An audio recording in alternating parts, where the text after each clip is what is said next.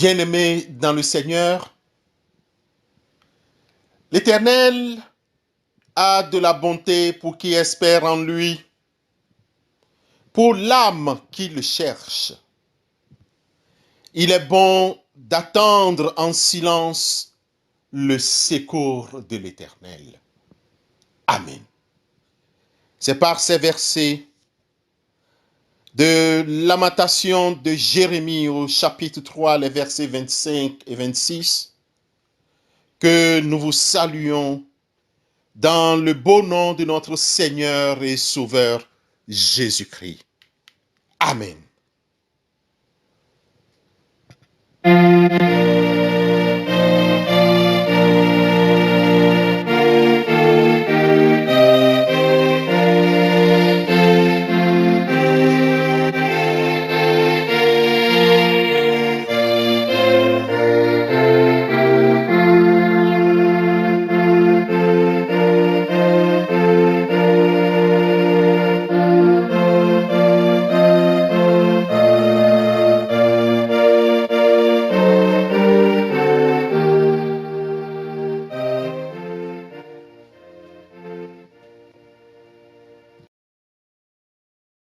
Prions Dieu.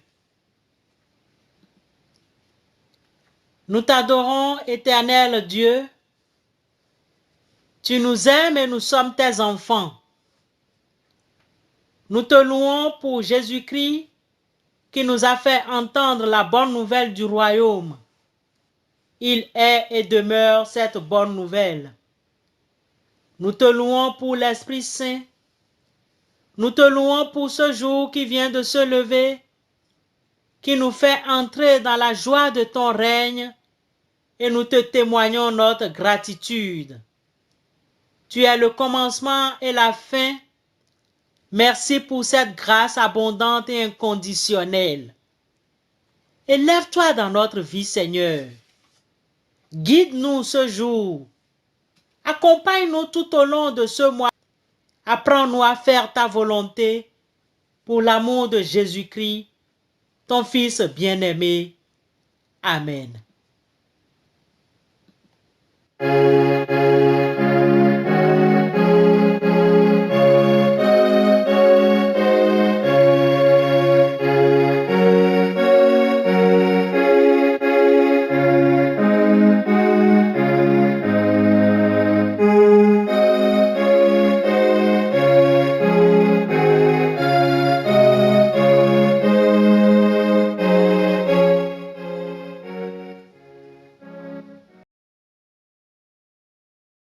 Le texte de méditation de ce matin est tiré de l'Évangile de Jésus-Christ selon Luc, chapitre 13, versets 6 à 9. Luc, chapitre 13, versets 6 à 9. Là, il est écrit: Il dit aussi cette parabole. Un homme avait un figuier planté dans sa vigne. Il vint pour y chercher du fruit, et il n'en trouva point. Alors, il dit au vigneron: Voilà 3 ans que je viens chercher du fruit à ce figuier et je n'en trouve point. Coupe-le. Pourquoi occupe-t-il la terre inutilement? Le vigneron lui répondit: Seigneur, laisse-le encore cette année. Je creuserai tout autour et j'y mettrai du fumier. Peut-être, à l'avenir, donnera-t-il du fruit, sinon, tu le couperas. Amen. L'herbe sèche, la fleur tombe, mais la parole de l'Éternel subsiste à jamais. Amen.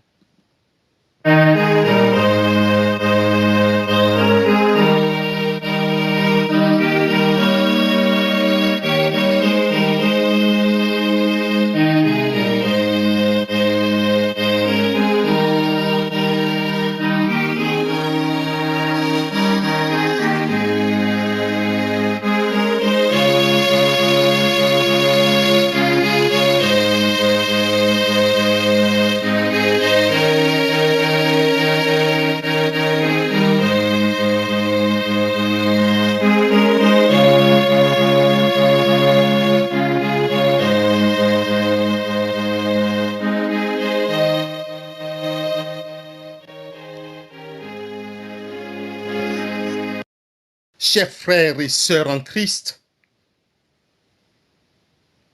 Luc, dans ses écrits, est le seul à relater cette parabole du figuier stérile. On peut la résumer en une phrase que nous vous présentons en ces termes. Si nous ne nous repentons, nous périrons tous. La repentance. La repentance. Bien-aimés, la repentance, c'est la douleur qu'on éprouve de ses péchés. Reconnaissons-nous que nous sommes nés dans le péché. Notre mère nous a conçus dans le péché. Psaume 51, verset 7 en dit long. Reconnaître ses péchés, demander pardon et décider de ne plus commettre ce péché et bien d'autres encore. Bien-aimés, on reconnaît. Et maintenant, on souffre. Il y a la douleur qui fait que on regrette. Et on se dit, je demande pardon et je décide de ne plus pécher ou bien de ne plus faire ce genre de péché. Demander à Dieu de nous aider à traverser les tentations du péché. La repentance entraîne un changement d'attitude, ce que nous appelons la conversion, et la repentance conduit à la sanctification, sans laquelle personne ne verra Dieu. Hébreux chapitre 12, le verset 14. Cette dernière, c'est-à-dire la sanctification, à son tour nous conduit au salut en Christ. Bien-aimés, en appliquant cette parabole du figuier stérile à nous, les humains, nous sommes appelés expressément à la repentance. De ce fait, tout chrétien qui écoute, qui entend ou qui lit la parole de Dieu, cette parabole de Luc au chapitre 13, les versets 6 à 9, insiste pour lui sur la repentance et affirme clairement que le pécheur ne doit son salut qu'à Christ Jésus. Seule la grâce de Christ permet aux pécheurs que nous sommes d'échapper à la punition, au jugement mérité et de parvenir au salut. Bien-aimés, comme nous le savons et que nous le constatons, un temps nous est accordé afin que nous puissions aussi changer et produire de bons fruits. Profitons de cette grâce pour nous repentir et venir à Christ qui a l'exclusivité et la souveraineté de la grâce salvatrice.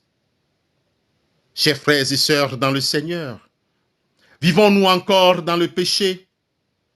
Ou caressons encore le péché? Est-ce que nous sommes en train de dire encore c'est un petit péché? Il n'existe pas un petit péché ou un grand péché. Si nous disons que nous n'avons pas de péché, nous nous trompons nous-mêmes. Nous nous séduisons nous-mêmes.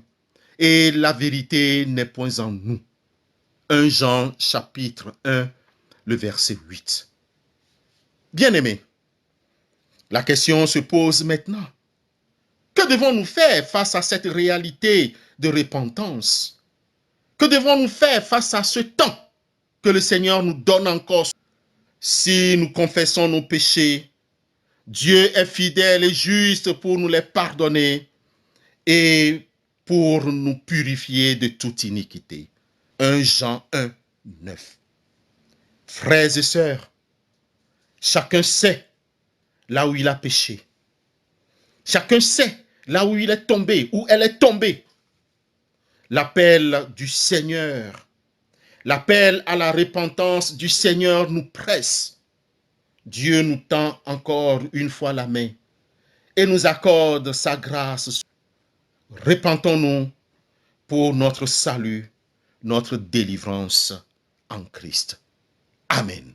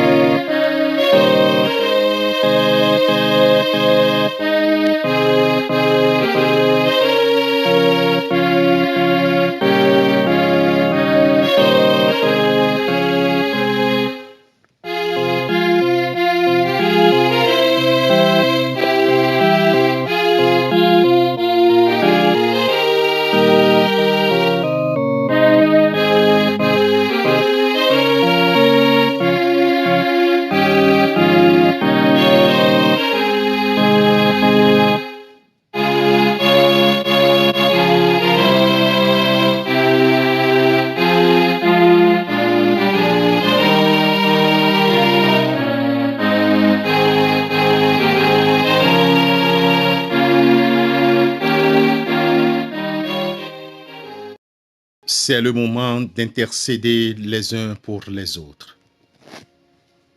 Frères et sœurs en Christ, prions Dieu. Père éternel, nous te remercions pour ce nouveau jour. Comme nous le remarquons, deux choses ne dépendent pas de nous. Éternel Dieu, tu sais que pour ces deux choses, nous n'avons pas le contrôle. Ô Père, nous ne sommes pas maîtres de notre souffle, de même que les temps et les circonstances, nous ne sommes pas maîtres. C'est pourquoi nous nous appuyons sur toi, et sur ta parole dans le livre d'Ecclésiaste au chapitre 8, le verset 8, pour te dire, ne nous retiens pas ton souffle, que ta puissance soit déployée sur nous. N'est-ce pas, tu nous as dit dans ta parole, venez à moi, vous tous qui êtes fatigués, chargés, je vous donnerai du repos. Matthieu 11, le verset 28. Nous sommes chargés, fatigués, chargés de nos péchés. Ô Père, aide-nous à nous repentir. Aide-nous. Accorde-nous ton souffle. Emprunte-nous ton temps.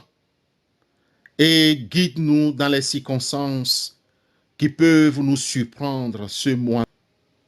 Père éternel, nous te demandons tout ceci au nom et pour l'amour de ton Fils Jésus-Christ. Amen.